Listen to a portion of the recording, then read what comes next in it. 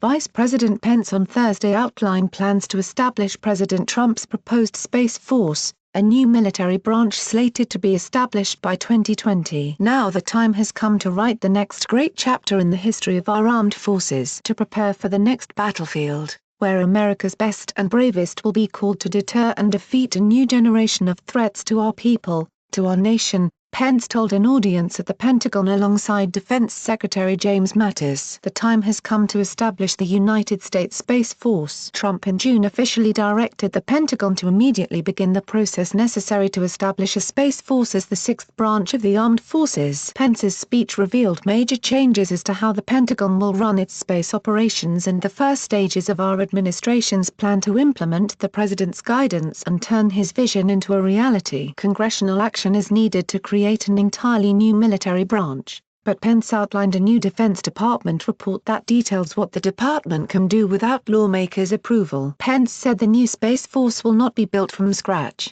but will use the individuals already working on U.S. space programs under the Air Force and other branches. Our administration will soon take action to implement these recommendations, with the objective of establishing the United States Department of the Space Force by 2020, he added. The report, released to Congress Thursday, calls for the establishment of a U.S. Space Command. The new combatant command would focus on space as a warfighting domain. The U.S. military already has a Space Command under the Air Force, headquartered at Peterson Air Force Base, Colo, but the move would unify the activities and 30,000 personnel under it. In addition, the Pentagon would establish a space development agency meant to develop and acquire new capabilities and establish a space operations force to recruit, train and retain personnel such as engineers, scientists and intelligence experts. The report also recommends the establishment of an operating structure and accountable civilian oversight for Space Force and accelerated space technology and development initiatives. Pence also laid out the administration's work with Congress,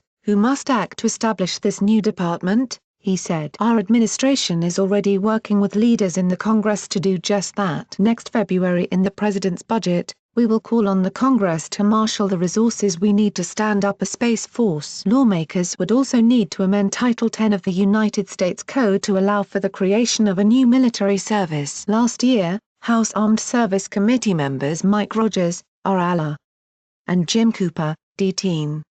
led a failed effort to establish a Space Corps within the Air Force, arguing the needed protection of Pentagon satellites and other space assets. There is agreement among lawmakers and defense officials that space has become a war-fighting domain and U.S. equipment must be protected, but opinions differ on whether that warrants a new military service. Sen. James Inhofe, R.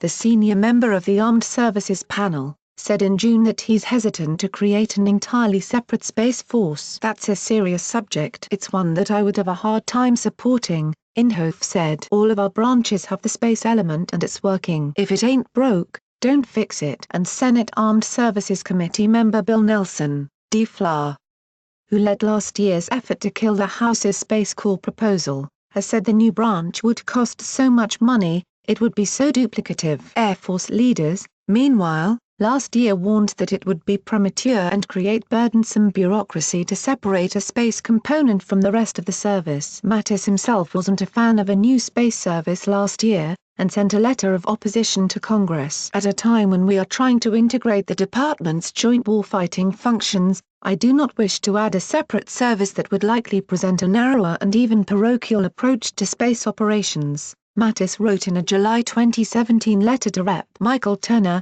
R. Ohio. But on Thursday Mattis said space was of vital national interests. It is becoming a contested war-fighting domain and we have got to adapt to that reality. It's on par with the air, land, sea and cyberspace domains in terms of it being contested. We've got to be able to compete to deter and win. Mattis told reporters on Tuesday that supports establishing a new combatant command for space and that the Pentagon is in complete alignment with the president's concern about protecting our assets in space. Pence, meanwhile, argued that other nations are seeking to disrupt our space-based systems and challenge American supremacy in space as never before, adding that the United States will not shrink from this challenge. Nations including Russia, China, North Korea and Iran for years have pursued weapons to jam, blind and disable our navigation and communication satellites via electronic attacks from the ground, and recently have been working to bring new weapons of war into space itself, the vice president said. Pence said Russia has been developing airborne lasers to disrupt our space-based systems, and China has demonstrated the ability to track and destroy satellites with missiles. Both China and Russia have been conducting highly sophisticated on-orbit activities that could enable them to maneuver their satellites into close proximity of ours,